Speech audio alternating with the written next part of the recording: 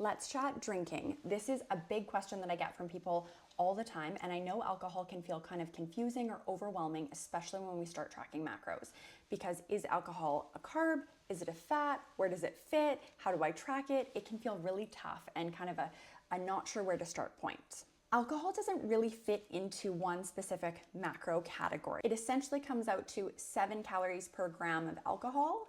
The tough part with alcohol is there's typically so many other things added into drinks. So there's typically a lot of sugar, other things that make drinks enjoyable to drink, that makes them taste good. So when it comes to drinking, I always encourage people to be mindful. It's not that we can't drink or that alcohol is bad by any means, but it does wear a little bit on our decision-making center. It's the reason that you can't drink and drive, because we don't always have the best reaction time or the same decision-making that we would when we're sober. If you know that you're gonna have a few drinks, track it early on in the day and plan for it. The other piece is plan to maybe have something to eat. If we've had 1 or 2 glasses of wine or 1 or 2 drinks within the day that we think, oh, well, it's just one day or it's just one thing. And that is not necessarily a bad outlook to have by any means. But when we make that decision a couple times, then it can really throw our nutrition off, which can be tough because you're putting in all of this hard work throughout the week. And then if we don't plan accordingly, that can really kind of throw us off base.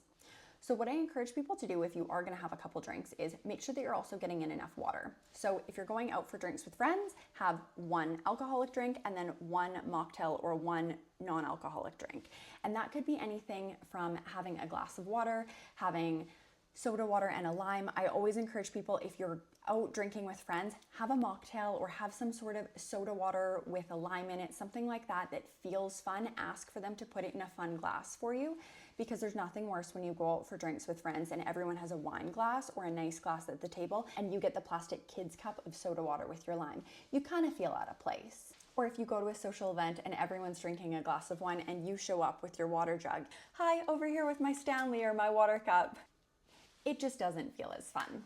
Another great option if you're going over to someone's house or you're to barbecue, something like that, is bringing something like sparkling water. Personally, I love Spindrifts. These are just sparkling water with a little bit of fruit juice added to them. So this one is the grapefruit. Personal opinion, these are the best. This is the best flavor, but these have 17 calories a can. This is a great option if you're going over to someone's house for a dinner, something like that, and you want to have something that's maybe non-alcoholic, or you want to maybe have 1 or 2 drinks, but then have something else for the in-between, because we can mindlessly drink quite a bit when we're in social settings. We're not being as intentional about it.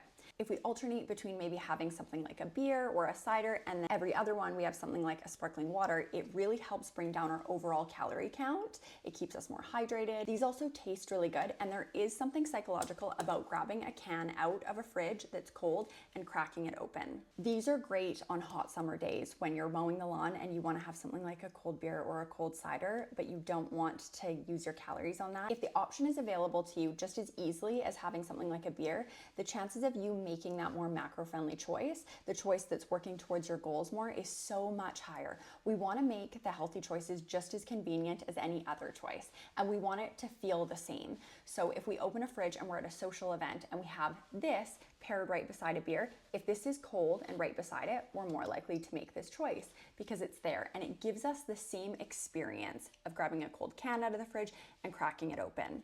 If we go to a social event and the option is putting water into a cup or having a cold beer that you get to take out of the fridge and crack open, we're typically not going to reach for water because we want the experience of being included in that social situation, grabbing a drink for everyone. Making sure that you plan ahead and bring options that support your goals is really important. The other tough part with alcohol is because it's such a social norm in our society, sometimes if we're not having a drink, we can kind of feel uncomfortable and people will ask questions, things like that. The biggest encouragement that I can give you with this is if you're choosing not to have a drink and we're working towards your goals and this is something that we're bringing down, because when it comes to working towards our goals, we have to make sacrifices. And that doesn't mean that we have to give things up completely, but it does mean that we have to kind of look at everything that we're having within the week and we have to choose, this is something I can live without, this isn't. This is something I can live without, this maybe isn't. A great starting point is just alternating, having 1 drink and then having 1 non-alcoholic drink. So having something like a soda water, kind of like what we talked about there.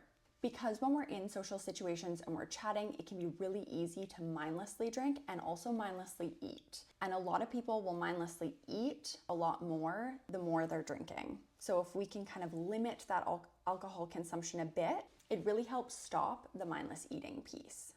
Again, it's not that we can't be drinking, but we want to be intentional with what we are consuming, because at the end of the day, we have to look at kind of everything that we're consuming within the week and decide for us what's worth it and what's not worth it. Do we want to have a glass of wine?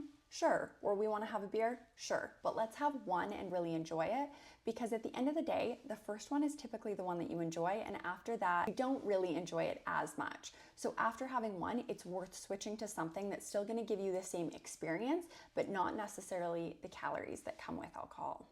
If you're not sure where to start when it comes to alcohol, and you're not sure if it really is going to impact your calorie content or your macros within the week, what I would encourage you to do is look back at last weekend or last week, kind of whatever that looked like for you, and actually write down how much you drank within the week.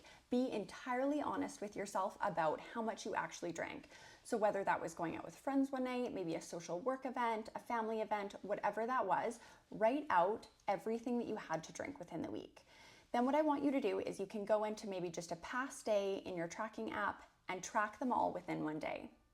When we actually put pen to paper and we see what that comes out to, it really helps us put into perspective, okay, what did that actually take from my week? It helps us evaluate whether it's worth it to us or not. The tough part with alcohol is those calories really do add up quickly, and they're typically not worth it. Personally, I would much rather save some of my extra calories for some really delicious treat that I'm actually going to enjoy and look forward to within the week than have a few drinks out with friends that I can still enjoy that experience without the alcohol. Again, this is different for everyone though, which is why tracking kind of a full week's worth in an app, just to give yourself the full picture, and then you can go in and delete them. It just helps you really see kind of what it's pulling from your week. I want you to think about alcohol kind of as a budget with your macros as well. So how much do we want to take out of our macro budget to spend on that? And then you get to decide what's worth it. It's kind of like allocating fun money within the month. If we know something's gonna be really fun, it's worth it for us. If something's only kind of fun, it's maybe not worth it for us. So there's a time and a place for everything, but it's important that we understand and can be objective looking at it, and then it helps us make informed decisions going into everything. These are some general tips and tricks around alcohol. Let me know if you have any other questions when it comes to alcohol. And again, give yourself some grace with tracking, because the more that you track, the more that you'll get that full picture view, and you'll be able to make more of those informed decisions.